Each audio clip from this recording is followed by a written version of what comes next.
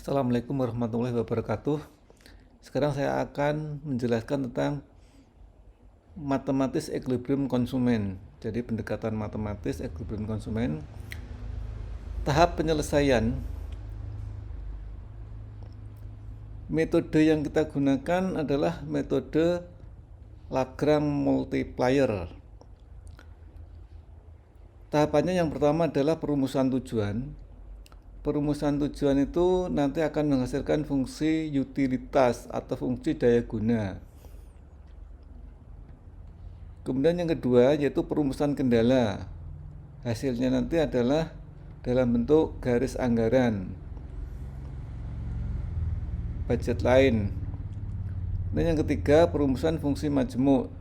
Jadi gabungan antara fungsi daya guna atau fungsi utilitas dengan garis anggaran. Dan yang terakhir adalah operasi matematis. Jadi untuk menentukan optimum. Lagrange multiplier itu nanti diberi simbol. Ini adalah simbol Lagrange multiplier yang gunanya adalah untuk menggabungkan fungsi daya guna dan garis anggaran. Jadi istilahnya multiplier. Fungsi daya guna sebagai misal, ini salah satu contoh saja.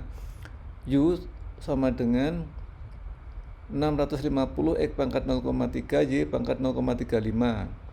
U adalah fungsi utilitas atau daya guna. 650 ini adalah anggarannya. X itu adalah barang X yang dibeli konsumen. Y adalah barang Y yang dibeli oleh konsumen. Kemudian ini adalah preferensinya. Garis anggaran yaitu 650 sama dengan 50X plus 100Y. 650 itu adalah anggarannya, 50 itu adalah harga barang X, 100 itu harga barang Y. Kemudian tahapan yang berikutnya menggabungkan menggunakan L, jadi fungsi gabungan. Jadi menggabungkan antara garis anggaran dengan fungsi utilitas. Jadi ini adalah garis anggarannya, kemudian ini adalah utilitasnya. Kemudian dihubungkan dengan Lagrange multiplier. Jadi Lagrange multiplier ini dikalikan garis anggaran 650 min 50X min 100Y. Jadi ini hasilnya sama dengan 0. Jadi kalau garis anggarannya 650 sama dengan 50X plus 100Y, maka kalau ini ditaruh ke kiri semuanya menjadi 650 min 50X min 100Y ini sama dengan 0. Jadi supaya ini menjadi tergabung dengan nilai yang tetap sama. Nah, kemudian optimumnya adalah jika fungsi gabungan ini turunan pertamanya adalah sama dengan 0, yaitu turunan pertama untuk X, Y, dan Lagrange. Jadi untuk memperoleh nilai X dan Y, ini kan dua variabel, maka dibutuhkan 3 persamaan. Jadi jumlah variabel ditambah 1, sehingga nanti akan bisa dicari berapa X dan berapa Y.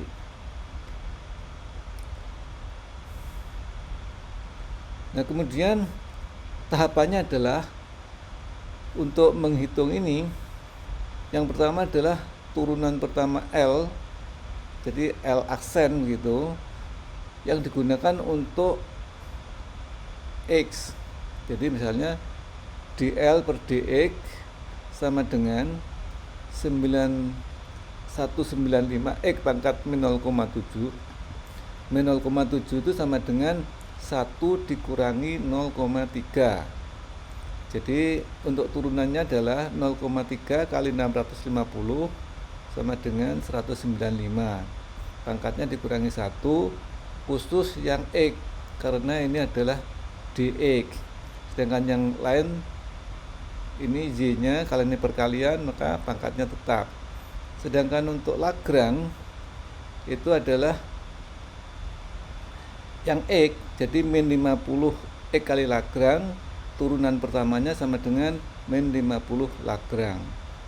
Supaya nanti terjadi kombinasi, maka ini sama dengan 0.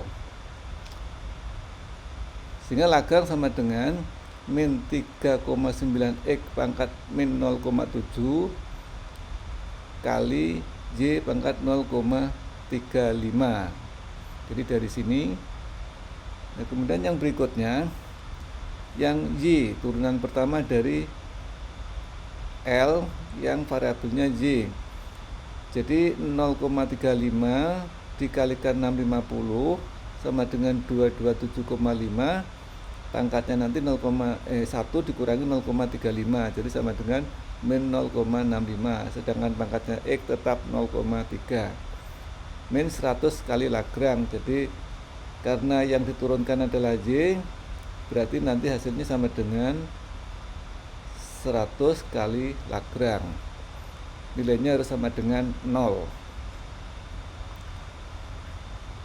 Sehingga Lagrange sama dengan min 2,275 X pangkat 0,3 Y pangkat min 0,65.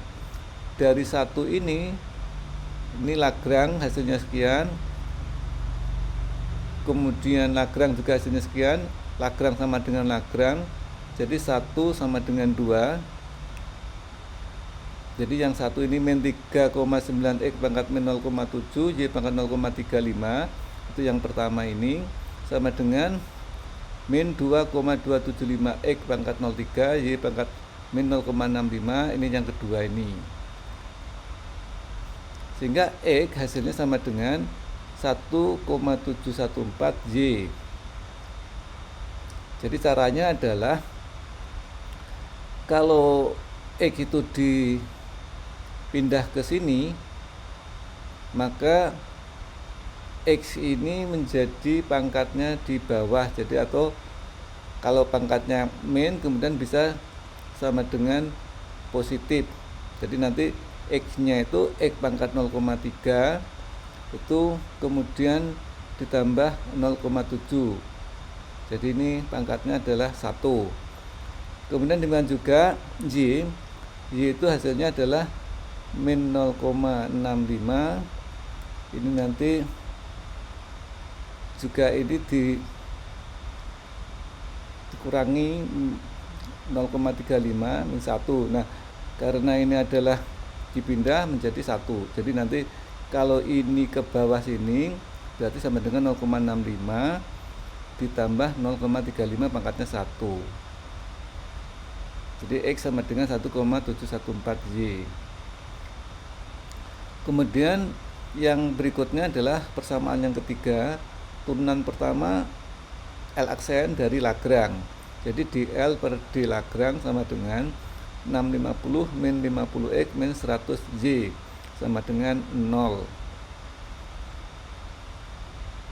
Nah, kemudian X-nya ini nanti diganti ini 1,714Y. Jadi 650 dikurangi 50 kalikan X, X-nya adalah 1,714Y min 100Y. Min 100Y sama dengan 0.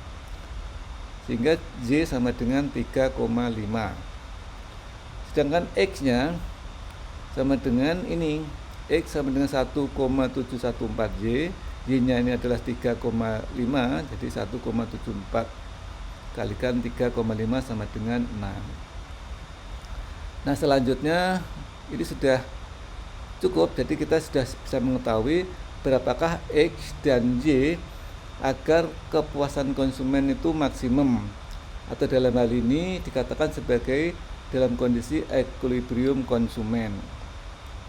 Nah, kemudian apabila kita menggunakan rumus optimalisasi Suttigno, maka hasilnya akan sebagai berikut. Jadi yang kita ketahui hanya dua, yaitu fungsi utilitas 650 X pangkat 0,3 Y pangkat 0,35 dan garis anggaran 650 sama dengan 50X plus 100Y. Rumus optimalisasi Suttigno itu sebagai berikut.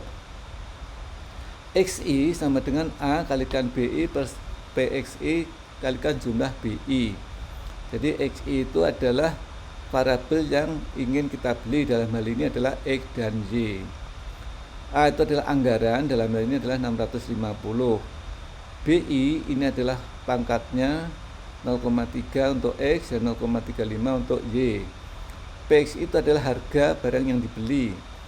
Jadi yang pertama adalah untuk X50, untuk Z-nya 100. Jumlah BI itu sama dengan jumlah pangkatnya ini, 0,3 ditambah 0,35. Sehingga apabila kita ingin mengetahui berapa besarnya X sama dengan A adalah 650, BI-nya adalah untuk X 0,3, ini 0,3. Kemudian 50 itu adalah harga barang X, 0,3 plus 0,35 ini adalah jumlah pangkatnya. Hasilnya sama dengan 6. Jadi sama juga dengan ini, X sama dengan 6, jadi langsung. Nah, kemudian untuk Y 650 anggarannya, 0,35 adalah pangkatnya Y, 100 adalah harga Y, 0,3 ditambah 0,35 itu adalah jumlah BI-nya. Jadi ini ditambah ini sama dengan 3,5. Jadi selesai.